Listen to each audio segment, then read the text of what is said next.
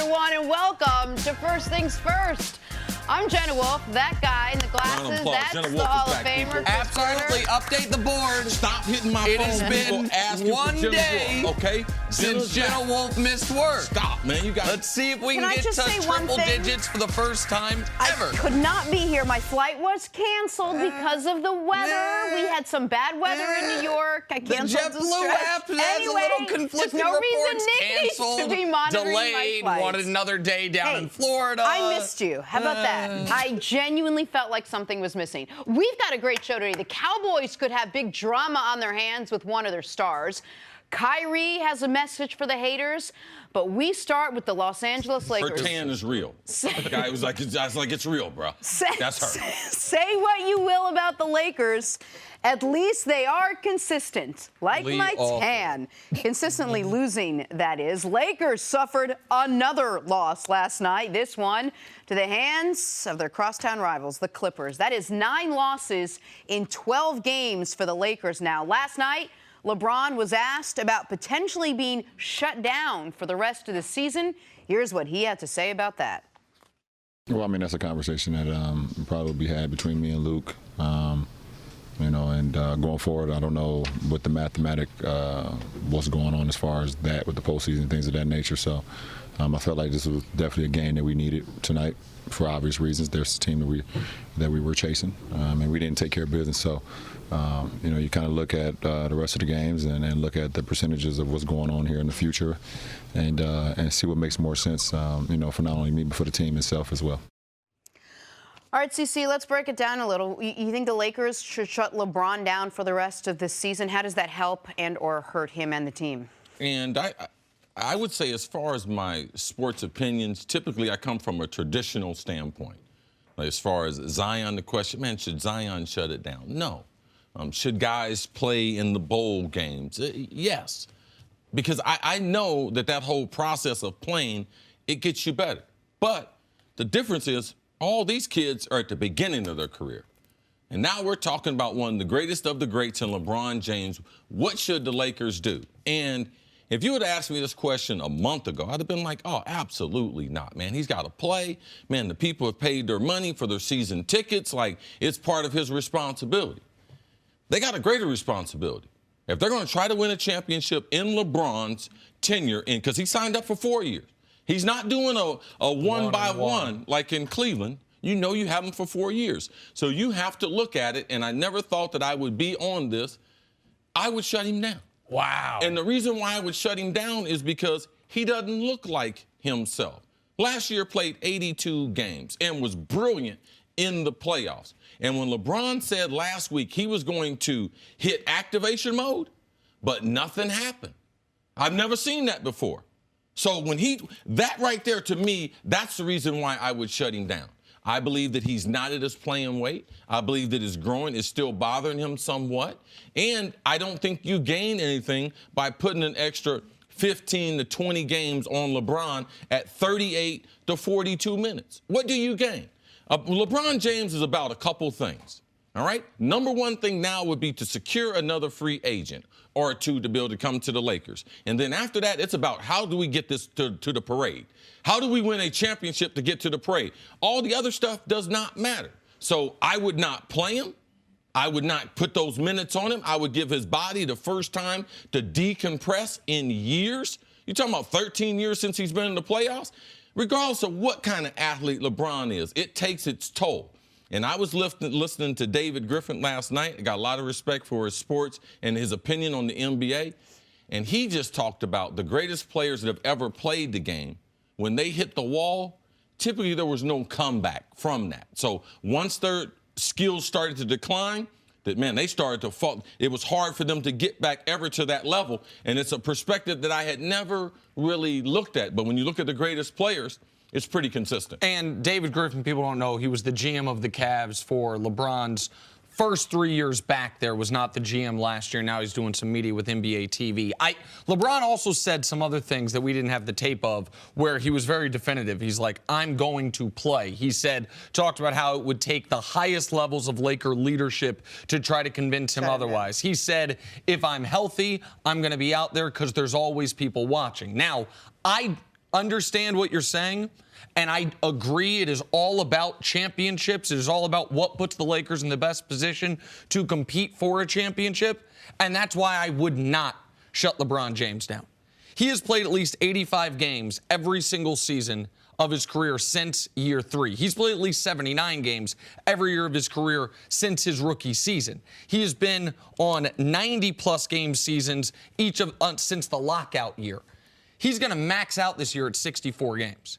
Either way, he's going to have 2 months off this year that he hasn't had in a decade. And the idea of having a guy who has trained himself to be ready for April, May, June, we know it's ending in April. That it might now, for some people, think it should end in March.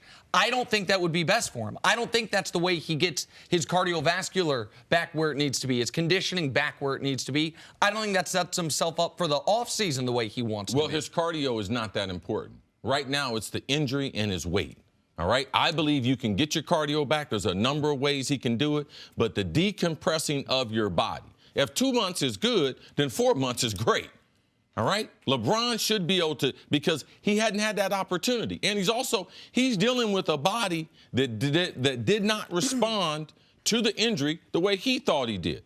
I'll go back to Steph Curry's words. Steph had a very, very similar injury, missed 11 games, has gone on to finish this or continue with this season with no type of setback. He said, you got to watch it. This growing, it's a little tricky, and I didn't think too much of it, but it makes me go back and seeing LeBron where he is right now.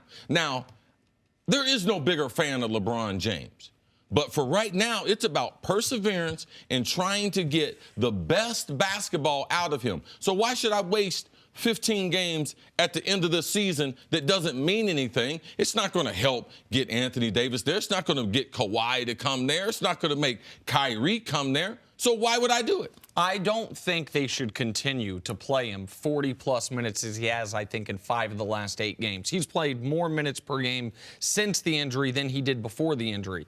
I'd be totally fine with 32 to 36 minutes, which is, by the way, what they wanted him at the beginning of the year before panic set in. And if you're going to say he's not going to play back-to-backs, where he's going to be on a very cautious load management. But I don't think LeBron would accept being shut down the rest of the season.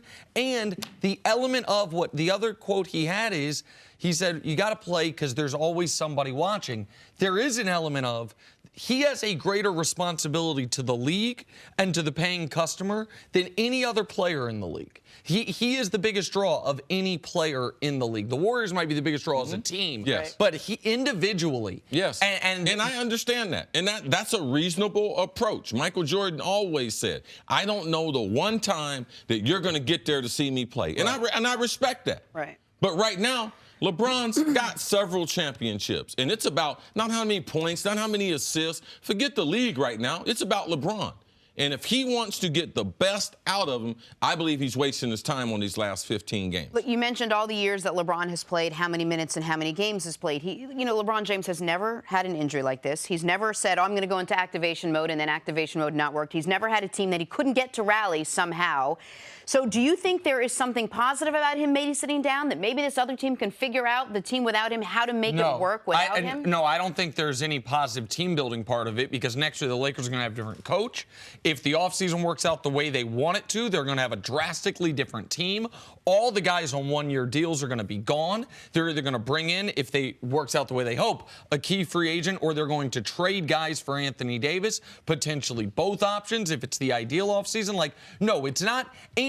But I would like to see LeBron, when Lonzo comes back, see how, because they haven't had a bunch of time working together. They do need those extra reps. I do not think if LeBron plays another game this year, 40 minutes, that's insanity. That we can totally agree on. There should be no game where it's like, we wanted to rest him more, but we got a chance to win it. They are done. They were done in my eyes before last night. Now it's all but official. They have, according to 538, the same chance of the #1 pick as they have of making the playoffs, which is 1% on both ends of it. So it's cooked for the Lakers at this point.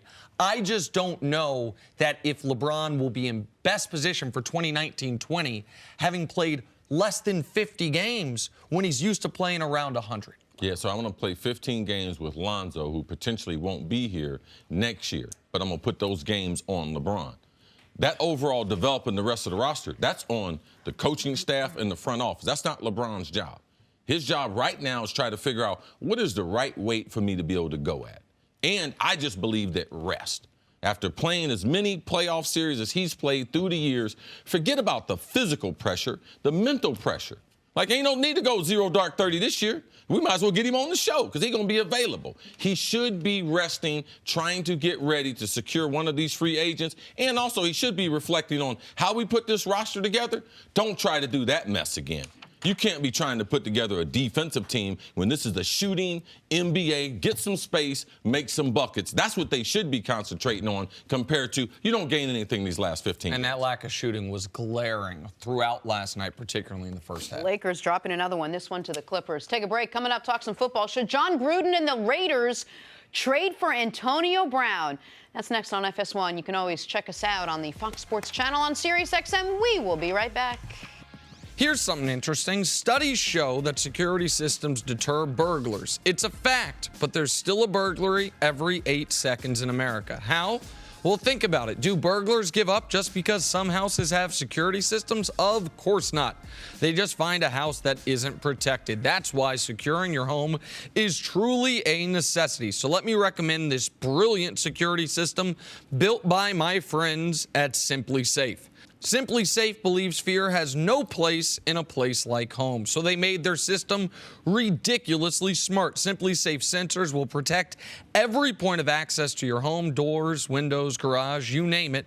Best of all, Simply Safe's 24/7 monitoring is just $14.99 a month. Alarms that cry wolf? No thanks. Simply Safe's precision-engineered motion sensors detect the unique heat signature of humans, not pets, and they'll never lock you in a long-term contract. So go with the only home security I trust, Simply Safe, by going to simplysafe.com/FTF. Go today and get free shipping and a 60-day money-back guarantee. That's simplysafe.com/FTF for the home security I trust. simplysafe.com/FTF. Welcome back to the show. We'll get to Antonio Brown in a second, but first, a couple of big plays from last night you might have missed. Mavs and Nets, and check out Luka Doncic hitting the buzzer beater from half court in Brooklyn last night. Brooklyn beat the brakes off Dallas last night, as Brooklyn continues to be one of the best stories in the NBA this season. Nice little play from Luka. Luka also hit a really nice step-back three in this game. Yeah, he got shook down to his knees, too. That's the only That might be like coming up. Hawks and Heat, and DeAndre Bembry keeps finding his way into butt first with the reverse slam. This was a good early matinee game. Came down to the end. Miami won by a point. But the Hawks got, I think, a potentially bright future. Maybe two Just top get some 10 team picks colors, coming. all right? You can't be powder blue. I know. Like the Hawks, stop. I'm thinking watching the Clippers. I think like stop, Hawks, all I'm right? confused with some of these. I mean, 'cause the same concentrate thing- on the No, basketball this is the part. same game, though. Hold on, right here. Justice Winslow. Nice behind-the-back dime to Bam Adebayo for the flush here. Oh, look at Bam. Justice Winslow. Man, he's finally learned to shoot, see? It took him some time. Oh, really? Took him some time, and now he's been a really good Maybe player you'll for start to Miami. admit shooting is harder to do. Hold on a second. Pelicans, Oh, Jazz. good Lord. Anthony Davis, the go-go gadget arms, as you guys taught me. Speaking of confusing jerseys, every time the Pelicans wear these jerseys, I think it's the Nuggets. Every time. I know they're the ones wearing them, and I still think it's Nuggets. This is AD going up and getting it, I'm man. going old school Seattle Sonics. Oh, Supersonics jerseys? I'm with that. All right, Gus on to Williams, Antonio Brown now. Gus Johnson. After Gus a number Williams, of questionable comments he Him made too. regarding his tenuous time in Pittsburgh, it appears the Pittsburgh Steelers are ready to move on. Reportedly, they could trade Antonio Brown as early as this week. So where could the disgruntled wide receiver end up? Well, John Gruden and the Raiders are reportedly the most likely team to land him, while the Titans, Cardinals, and Redskins are not far behind. All right, CeCe, how good of a fit would Antonio Brown be on a Raiders roster? I don't know. I mean, that's a good question because John Gruden, what kind of offense they going to run? Like, who's going to be their quarterback?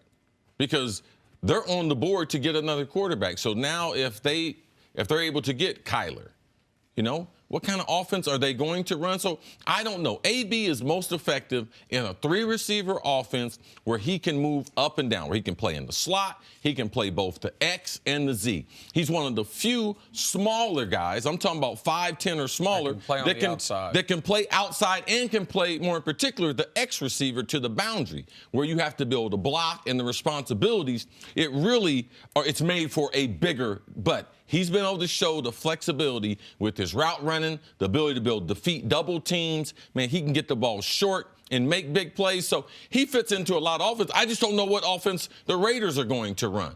And if John Gruden, if he's going to be successful, he has to replace the 2 players and the thing that he got the most criticism for. Amari Cooper, great locker room guy, good football player. Khalil Mack, great locker room guy, great football player. He has to be able to replace those guys to be able to regain some credibility. If I knew who the quarterback was, I might be able to say, okay, I believed it. But AB fits in any offense in the National Football League, but I just don't know who's going to be Gruden's quarterback, and I don't know if Gruden's system really has a name. Culturally, it would be very odd to jettison a guy like Khalil Mack, a guy like Amari Cooper, and bring in Martavis Bryant, and then bring in Antonio Brown. That is the opposite of typically when a guy comes in as a head coach and tries to set a culture. Sometimes you get rid of some quality players because they have some maybe off-the-field issues or you think some discipline issues, whatever it is. He got rid of 2 guys who had no discipline character issues. Amari might not have been productive the last couple years there, but Khalil Mack was productive and excellent. And to bring in Antonio Brown. Now, it would be a very interesting case study in Antonio Brown finding out how the other half lives.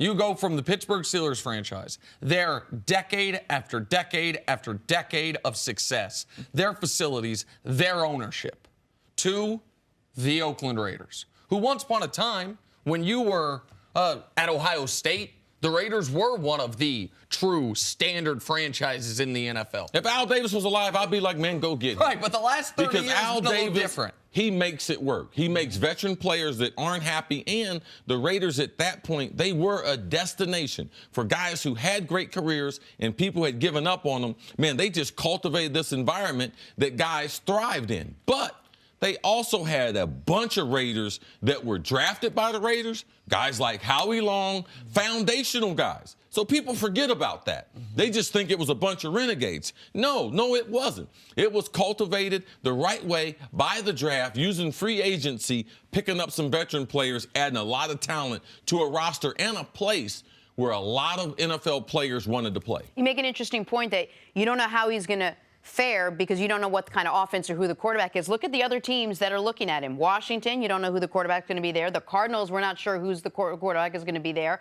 And then you have the Titans with an injury-prone Marcus Mariota. Right. We know who the quarterback is there. Correct. We just don't know if he's going to be good and healthy or available. on the field. No, exactly. So all those teams. It's a great observation, Jenna, and this is why Cris and Larry Fitzgerald both have said in the last week or so, careful what you wish for now. Because no matter how bad it got with Big Ben, you knew you were going to get Pro Bowl level quarterback play. You knew you were going to have nationwide support wherever you went. Great ownership, great facilities. That's not the case everywhere. You talk about Washington. Daniel Snyder is, depending on who you ask, it can be hit or miss ownership-wise. The Bidwell family in Arizona, there's some good and some bad. The facilities in Oakland, until they moved to Vegas, are the worst in football. That's not me. That's not an opinion. I think that's a universally regarded fact. I would bet that out of the NCAA Division I teams, there's not a worse facility in college football than what the Raiders and what the players experience there. Certainly not in the Power 5 conferences. There's at least 75 college programs that if you get drafted from there to the Raiders, you're like... You're going backwards. Right. Like, this feels like high school. And so now it'll be different for them when they move to the billion-plus mecca they're building in Vegas, but they got a year before that. But the thing you said, which is what makes the Antonio Brown conversation to me so difficult, that I totally agree with, is we know what type of offense he's best in, but a player of his talent level, even if 99% of guys are system players, they fit almost anywhere. Any team that acquires Antonio Brown gets better on the field. So, of course, the Raiders would be better. They need everything. It would just be odd culturally to trade away Amari Cooper and bring in Antonio Brown. I have two concerns about that. Number one would be the culture, because you have to be consistent in your messaging, especially when you're trying to change a program like Gruden is. So what's my messaging to the guys in that locker room? Oh, if you're a good guy, you do all the right things on and off the field, I won't reward you. But you be an insubordinate somewhere else, I'll bring you in here, and they're going to have to give him a contract extension. They're going to have to give him more guarantees. So that's the one thing I worry about. The second thing is, man, this is about ego. And as we saw in year number one, there is no one that has a bigger ego in the NFL than John Gruden. And we have seen the interviews with Antonio. Right. So now we have two of the biggest egos meeting. And if Antonio think he didn't have any support in Pittsburgh with the ownership, with the general manager, what's he going to do? Go to, if he don't like Gruden, does he go to Mike Mayock? Well, be like, okay, the coach hired you. So Gruden is the power broker in Oakland. I just don't believe those two egos can exist the way that they're currently trying to do business. Because I do think Antonio is going to be best served on a team where the buck clearly stops with the head coach. And in no place is that more than in Oakland, where he's got 9 years left on his deal. So in one regard, that's a good thing, that Gruden can tell him exactly how it's going to be. So that sounds like it's a decent idea. If I didn't have an idea who Antonio Brown is at this point and who John Gruden is at this point, and that strikes me as, not knowing them personally, as oil and water. 100%. And which is why it's so surprising to me that the Raiders would be one of the teams he keeps being linked to. I would think John Gruden would be going the absolute opposite direction. To me, it sounds like desperation.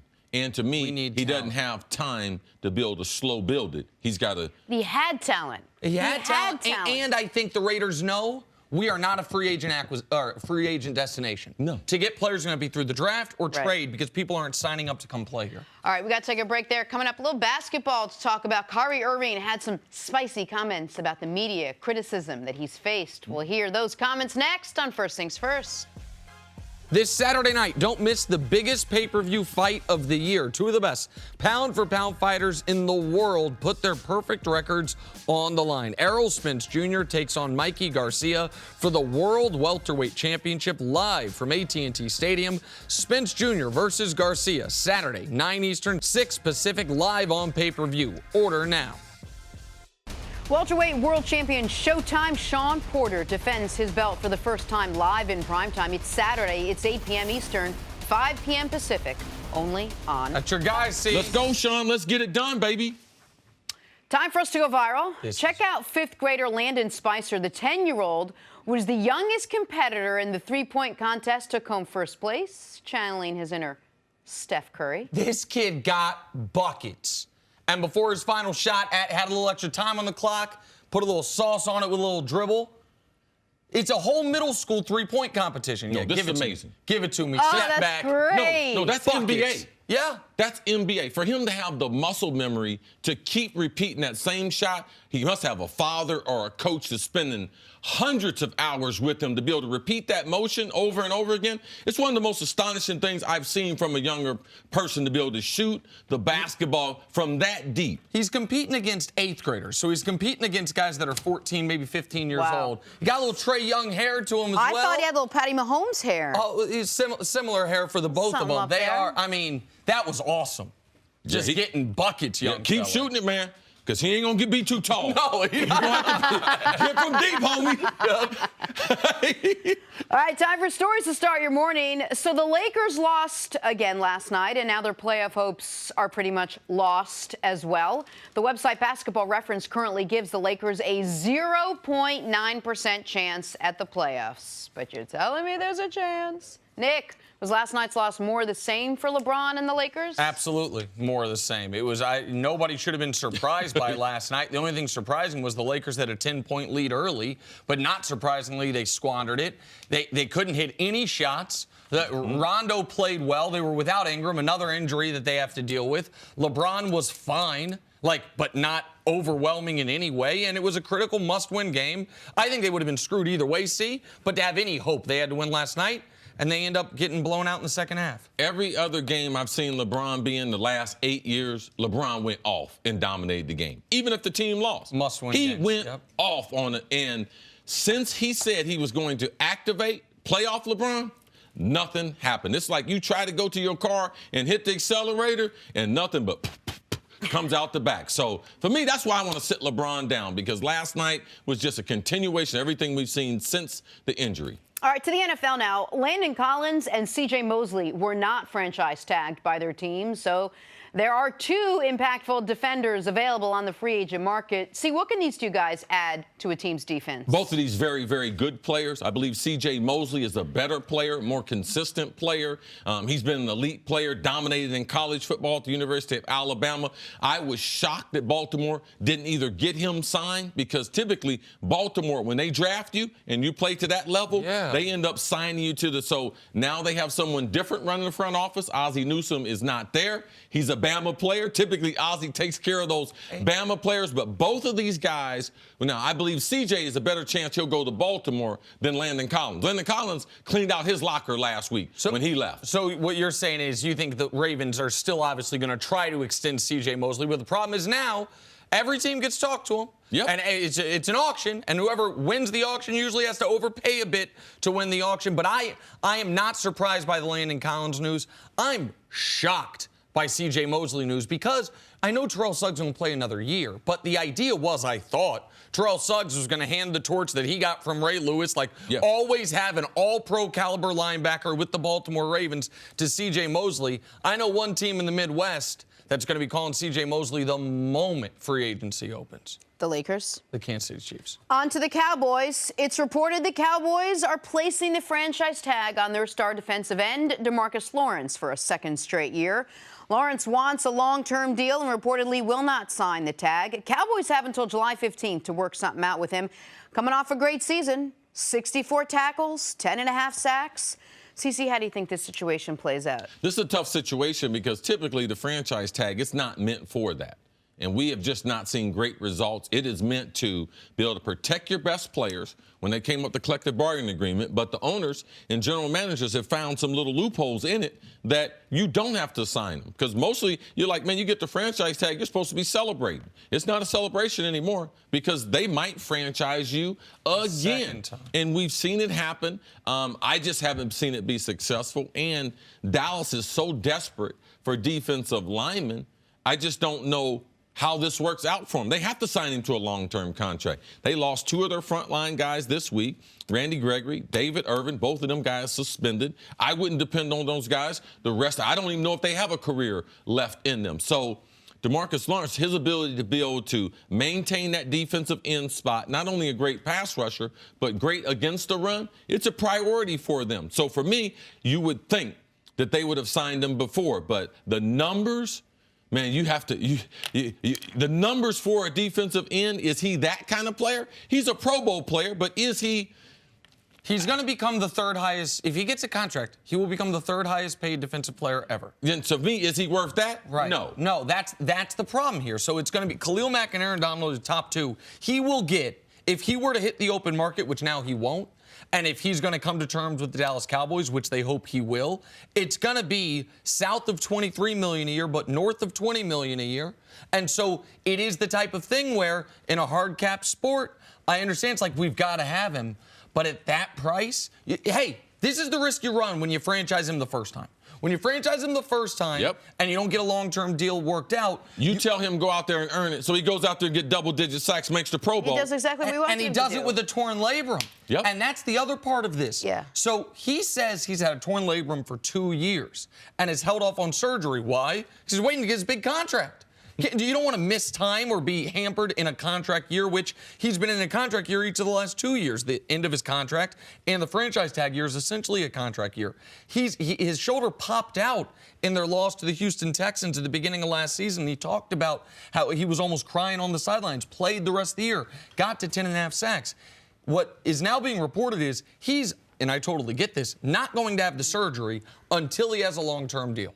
So if the negotiations stretch out, even if they get it done at the beginning of July, before the deadline, well, now you're talking about surgery then. You're talking about missing training camp. But he's got them. He had the Cowboys in a bad spot because of the suspensions to Irving and Gregory. So the Cowboys did what they thought was their only recourse, which is we can't let him hit the open market. No. We can't risk having him sign with someone the first day of free agency, not coming back to us. So they put the franchise tag on him. But what C said in the beginning is absolutely right. This is not the letter of the law allows this. This is not the spirit of the law, of the franchise tag rule. Right. It is not so you can, year after year, hold a player who has proven he deserves a long-term deal hostage to a degree, and he's not happy about it. Now, if they don't come to terms, do I think he'd sit out the year the way Le'Veon Bell did? No. We've seen one guy in the last 15 years sit out a season, so I don't think he would do that. But it wouldn't be good. And if his people will probably be saying, you sit out as long as you can, have surgery as late as possible, right, and get your $20 million. But the Cowboys desperately need this player if their defense is going to have any chance at being as good as, much less better than it was last season. Dallas Cowboys have until July 15th to work something out with Lawrence. All right, let's move on to the Celtics now. Things have gone from bad to worse to whatever it is that comes after the word worse. Another loss on Sunday meant another frustrated Kyrie in his post-game interview. Boston has lost 7 of their last 8 games with Kyrie in their lineup, and a new report says that Kyrie has become disengaged and detached. Here's what Kyrie had to say about the recent media criticism towards him. It's a constant battle, you know, because media has just gotten just outrageous, you know what I mean? Like, I just saw some the other day where, you know, even, I mean, it's just, he's the greatest player playing our game right now, but even seeing somebody question, like, Bron's body of work, like my body of work, KD's body of work, and, you know, the team's success falls on the best player. And whether call it fair or unfair, but nobody should ever question what type of winner those guys are. You know what I mean? What type of winner I am, or whether or not I have the team in first mentality. You know, it's like nobody wants it to be solely about them, but we take most of the responsibility, and so does the head coach.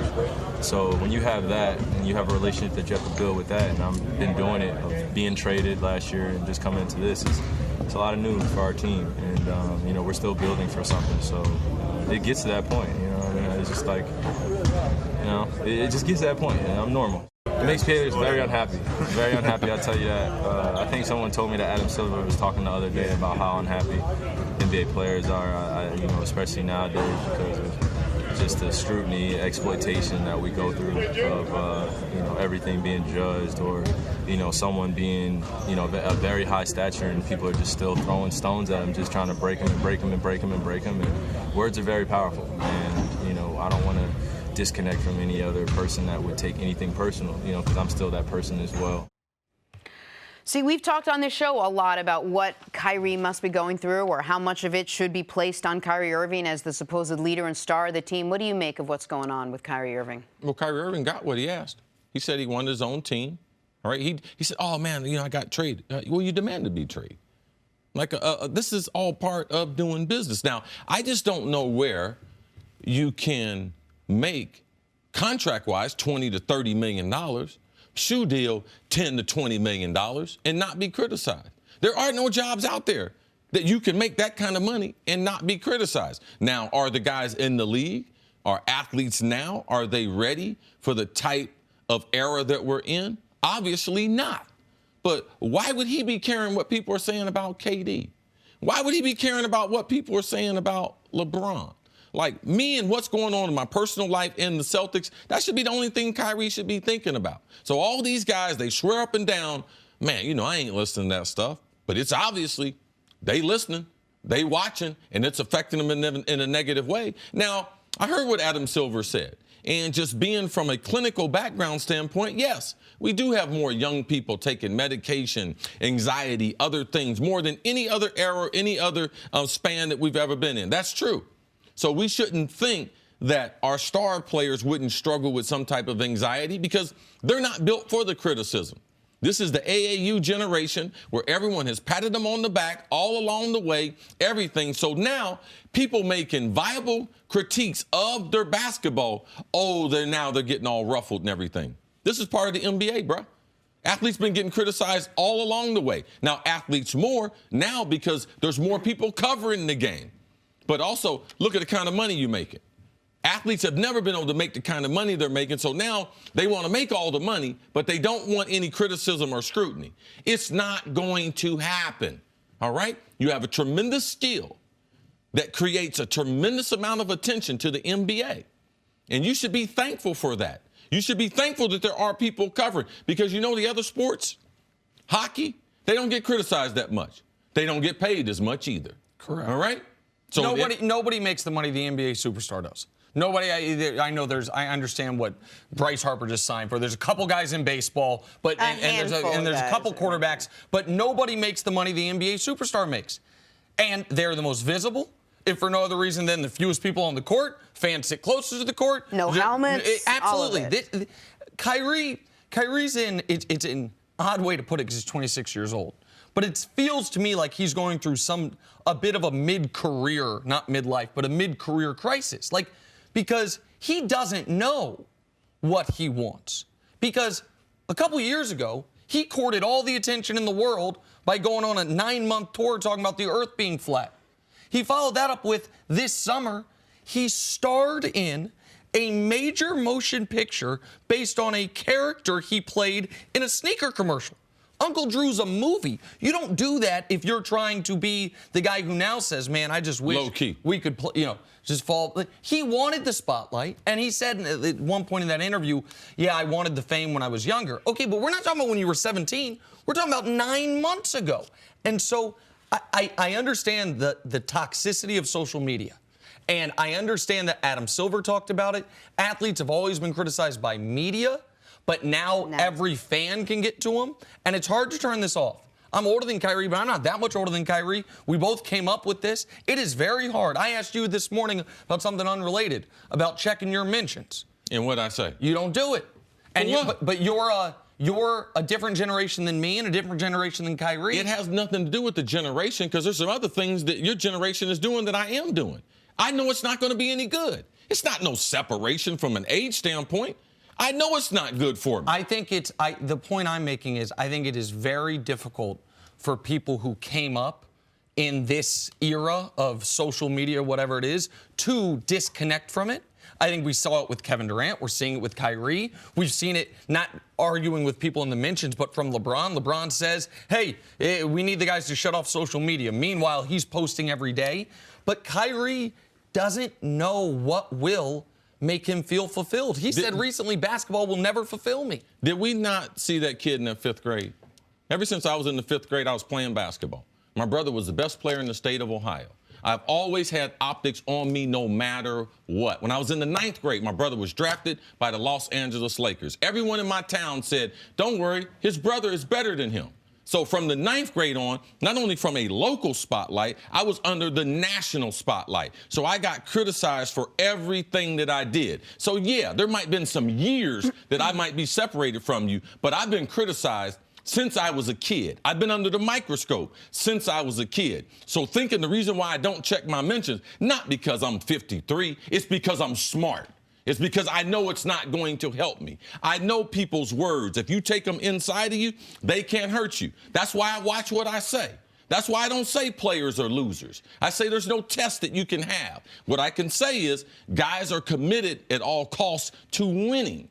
All right? That's a different thing. So thinking that just because people weren't born in a certain era and having common sense, I know it's not good for me. I tell Jenna all the time, don't read that mess. Don't look into that mess. See, that is so hard. You are one of the very few people that can do that. And life is about disciplines. Life is about decisions.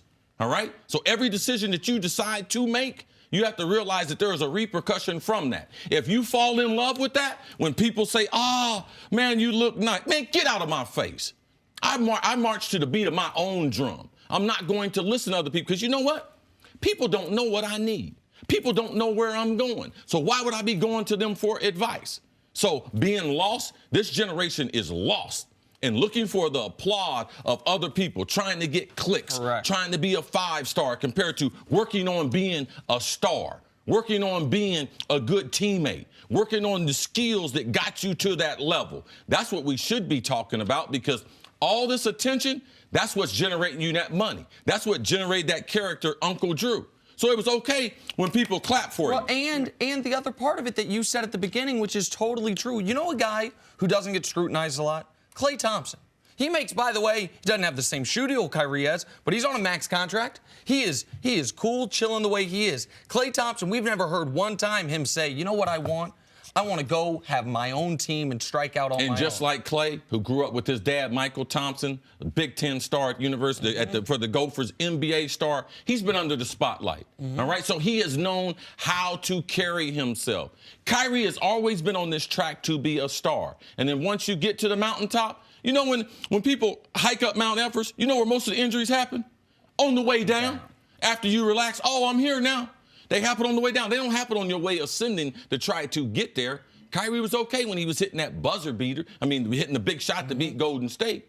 But now, how am I going to proceed as a superstar in this league? What's going to be my legacy? Oh, I care more about what people are saying. Like, you can't criticize Kyrie Irving's basketball game. You have to go off the court. You have to do other things because he is a dynamic. He's the best dribbler of the basketball ever. He's one of the best finishers at the rim that we've ever seen. And then, of course, all of this magnified with the way the Celtics are playing. And if they weren't playing as poorly as they are playing right now, I don't think the spotlight would be as bright on him. Of course, right now. and some of it is he's shooting himself in the foot. Yeah. Some of it is he didn't have to, before the season, say, I'm going to be here forever, and then a week ago say, man, ask me July 1st. I don't know anyone bleep. Like, for a guy who doesn't want people talking about him, he gives us a lot of reason to talk about. And LeBron is grown. KD is grown. Let them fight their own battles. All right? You a lightweight. Shut up and do your job.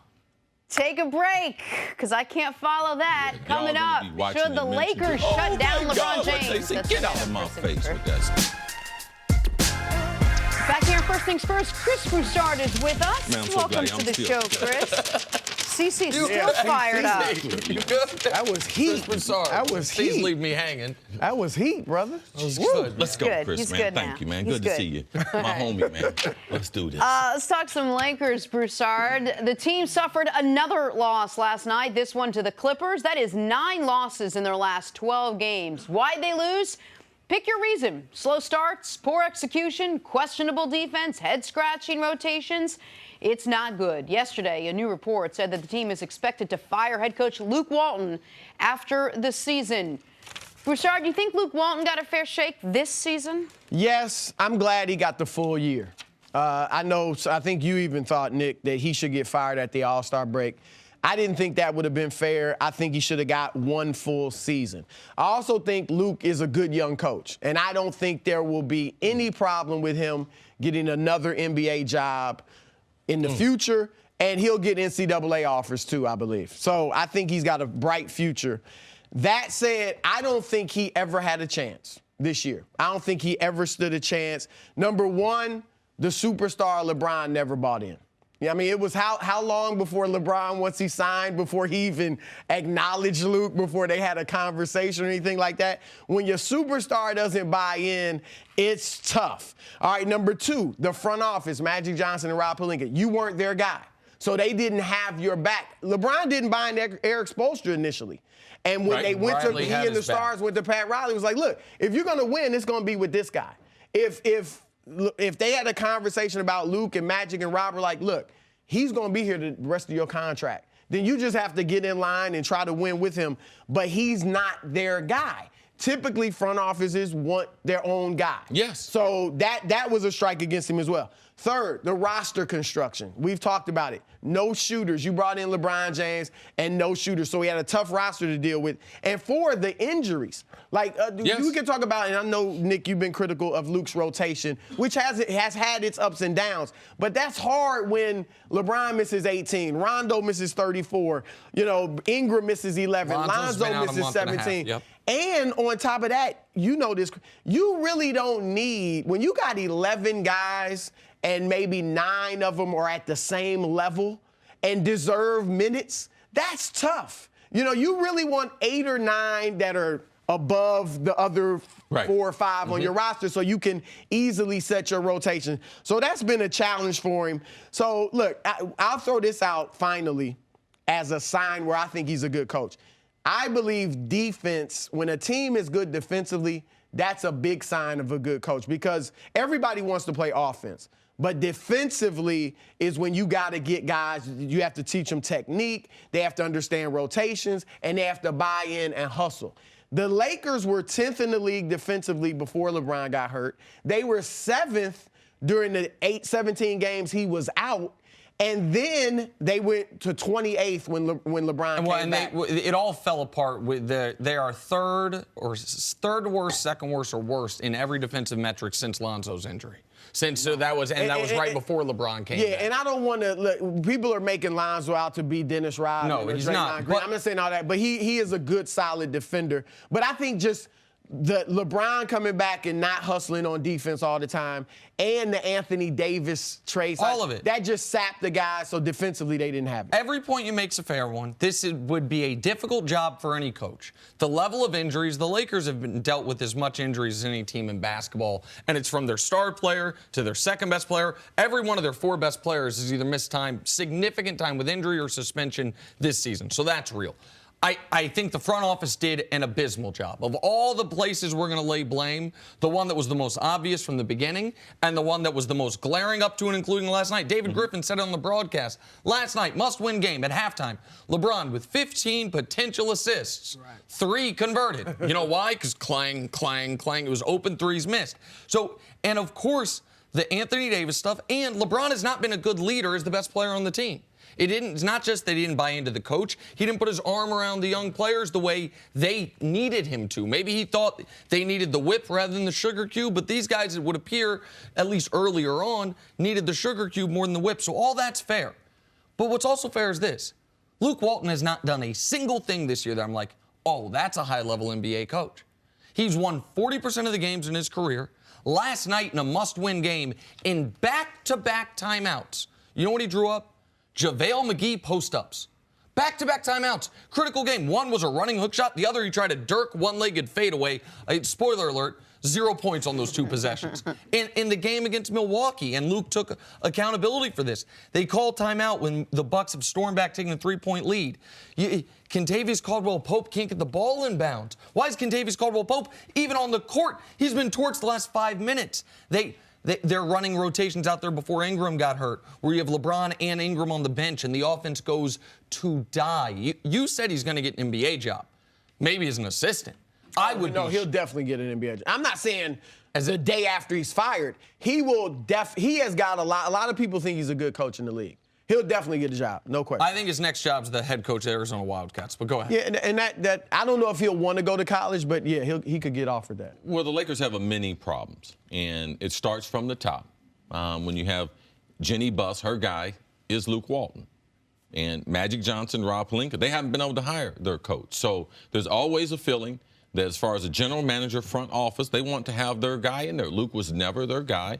And I believe it's big when you have LeBron James not buy in. So what did he go to L.A. for? Did he go there for magic? Did he go there to make movies?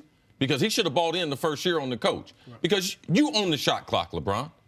Like, you can't forget how old you are. You can't forget. You can't just give away a year. In Miami, he didn't have to buy in the Sproles. Man, he was early in his career. Man, it was a lot of things going to happen. But the only thing that saved Miami was the owner and Pat Riley, because they would not go behind the coach's back and listen to LeBron and his complaining. So is it fair? Man, this is pro sports, all right? He's been the coach of the Los Angeles Lakers. Was it fair he ever got that job? Correct. Wait, what kind of resume did he have? So was it fair he got it? Was it fair he's going to get fired? No, pro sports is not fair. But I had a conversation with Luke Walton earlier in the season, and it was clear to me that he didn't know who LeBron James was and the taxing that it took for the organization and the coach that was going to be around LeBron James. So we had that discussion here in New York, and it was obvious to me when I left that conversation, no, not what kind of coach he was, but he had no clue of what he was getting into. The next day you said to me you thought he was naive, is the word you used. That yes. He was naive to the idea of it's a lot more when LeBron James comes on your team than the X's and O's and the rotations. And you got to be prepared for it. Right. And you got to be able to, you have to, and people can use this as criticism with LeBron. I don't know if it's fair or not. You've got to prove yourself to him if you don't have the credentials. Spo didn't have the credentials. And LeBron, as you're saying, initially wanted him gone. None of his coaches have really had the credentials. Correct. And then he went and Spoelstra proved himself. Like Luke Walton, same draft class as LeBron. Like, he's a little bit older because he went to college, but same draft class, same era. Like, at no point did I think LeBron look at Luke Walton and say, what can he teach me about basketball? Wait, do you think that, Luke should not have been naive because two of his best friends are Richard Jefferson and Ty Lue. So he should have, I would think he totally, went to those guys to ask them questions and everything. Rich tried. And Rich was part of the conversation, and Rich talks to him all the time. Yep. But still, what you hear on the outside, and you know this because you've been covering LeBron, you've traveled with LeBron, Nick, you're very in on the inner circle with LeBron. Man, that whole LeBron thing is bigger than you could ever imagine. Right. And the only reason why I understand that is because William Wesley called me when he was 14 and told me. So I've been following him. I've been seeing it. So, yes, I had to get used to it. And you had an idea of the LeBrons before LeBron, what the mayhem was surrounding Magic. I was with Michael Jordan. And what the mayhem was, everything surrounding Michael. Do you think that if a different head coach were here with the Lakers this season, they would be in a much different place than they are right now? I think a good head coach. Who the head coach is. Yeah, I mean, I think Rick Carlisle's their head coach. Rick Carlisle's one of the top 5 coaches in the NBA. And LeBron would have LeBron's respect right away. And he would have played differently? I think the NBA has a lot of good things. Well, LeBron was playing fine until they got hurt. Yes, he was playing fine. But that's what I think the NBA needs. A lot like what the NFL went through. They need a facelift on their coaches. They need to stop retreading these guys and get a new influx of coaches like the NFL. We got a lot of bright young minds. We finally got from the old school. Hey, a guy in college, he can't coach into the pros. I think that would help the NBA. The NBA is on an arc like we haven't seen it. And right now, I think that one thing they're lacking is quality coaches or just a breath of fresh air of coaches into the NBA. And an example of that just quickly here is the names that are going to be floated to replace Luke Walton. Jason Kidd, which would be a disaster. Mark Jackson, hit or miss. Ty Lue, and I think Ty's an excellent coach. I think it would work because LeBron respects him. It's likely going to be Ty Lue. That's what I think as well, and I think Doc that would Rivers' work. name is out there too. But if I can get Kawhi and/or KD, why am I leaving can't the lose Clippers? That battle, man. Right. But the point I'm making is, even though I think Ty's a very good coach and it would work, those are 3 names. None of them are new. Like in Toronto, Nick Nurse, that was a risk. That has worked out well. I didn't think they should move on from Casey. Casey's doing well in Detroit. Nick Nurse doing well. It's been a long time since there was a half dozen new NBA coaches. It's like the same 45 guys. To your point, the NFL had the influx this offseason. I've long said this. If you look at the guys LeBron's compared to, Kobe, Tim Duncan, Magic, Michael Jordan, so on and so forth. They all had great coaches. They all had that iconic head coach. If LeBron had a Popovich, a Pat Riley, a Phil Jackson, especially earlier in his career, I think he would have won more titles. All right. LeBron could have gone to San Antonio this offseason. No doubt. Okay. No doubt. I agree. Oh, okay. Hey, be careful. I'm just saying. Coming up, do the Giants need to draft Dwayne Haskins? We discuss next on First Things First. Back-to-back Big East matchups coming your way tomorrow on FS1. First, Marcus Howard and number 16 Marquette face off with Seton Hall. Then Georgetown takes on DePaul. It all starts tomorrow at 6:30 Eastern on FS1 and on the Fox Sports app. Among the takeaways from the Combine this past weekend, one Dwayne Haskins. Haskins turned heads with the impressive throwing ability. Running right there. One of those heads, New York Giants GM Dave Gettleman. G-men are reportedly excited about the idea of drafting him. Would be pretty cool for the kid from Jersey to end up on the team from Jersey. See, you think the Giants need to draft Dwayne Haskins? I mean, it's very, very rare you're going to have a kid who grew up in the area and wants to play for your team. When he does that, they don't have the first pick. I mean, I can understand if they had Arizona, if they had the first pick, which they do, and he was saying, man, you know something, I grew up in the Arizona area, I want to play. Even if he was the 3rd or 4th ranked player, that's the type of attitude, and it's very rare. But they have a situation that's really prepared for them. Man, you got a Jersey kid that can play football professionally in Jersey.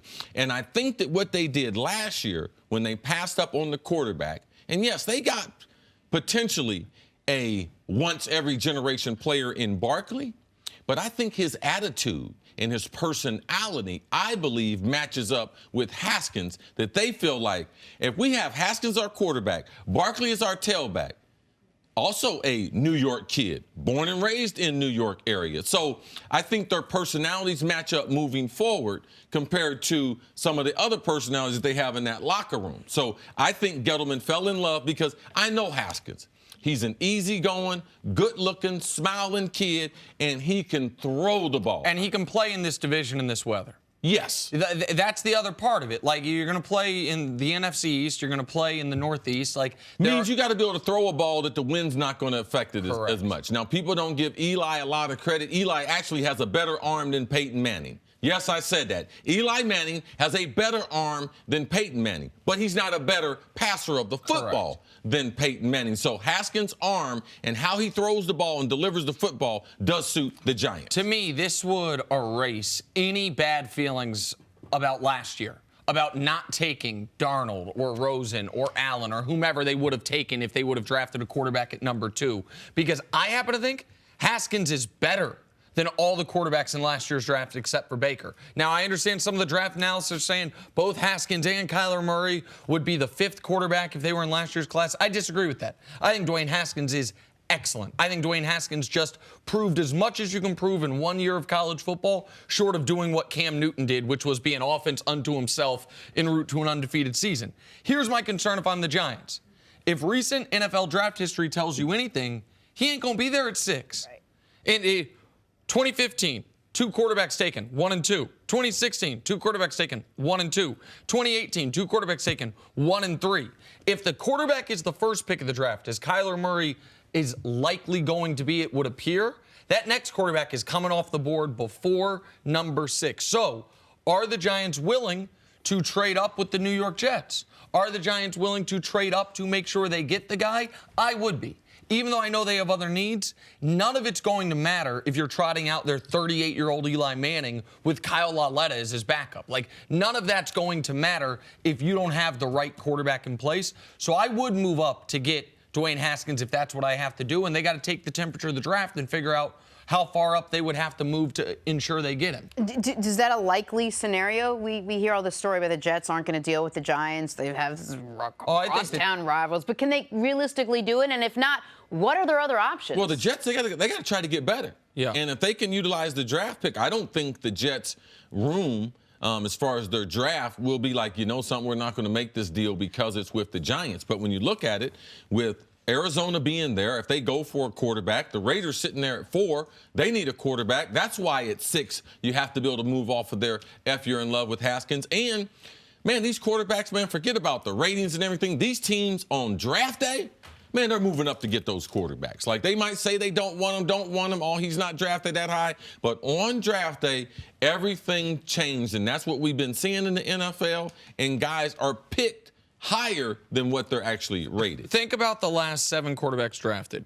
Carson Wentz traded up to go get him. Jared Goff, they traded up to go get him. Patrick Mahomes, Chiefs traded up to go get him. Deshaun Watson, they traded up to go get him. Mitch Trubisky traded up to go get him. Sam Darnold, they traded up to go get him. Baker was just sitting there. I mean, I shouldn't say it was just sitting there. The Browns had the worst record in football, so they didn't have to trade up. But typically, you got to move up to go get your guy. Thank you for listening to the First Things First podcast. Remember, leave us a review and tell us what you think. Subscribe to the podcast on Apple Podcasts and catch us on FS1 Monday through Friday, 6:30 a.m. Eastern. For Cris Carter and Nick Wright, I'm Jenna Wolfe. So long, everybody.